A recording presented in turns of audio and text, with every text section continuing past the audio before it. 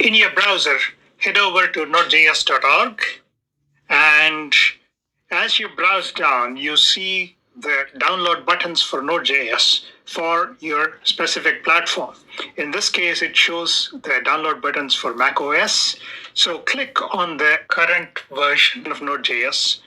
Click on that to download the installer package for your platform.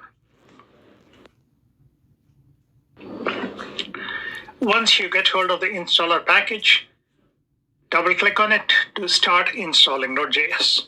Depending on your operating system, you will see a window like this on your computer, and just follow along the instructions to install Node.js on your machine.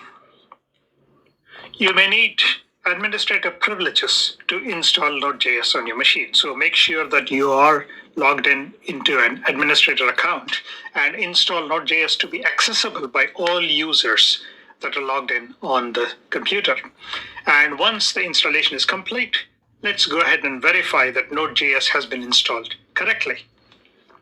Open up a terminal window or a command window, and at the prompt type node -v to check the version of Node installed. Similarly, check npm -v to check the version of npm installed. I am starting with these versions of Node and npm, and the subsequent exercises will be based on these. Even if you install a later version, I'm pretty sure that it would be backward compatible, so all the steps should work pretty much the same. With this, we complete installation of Node.js. So let's go ahead and make use of Node.js in the next exercise.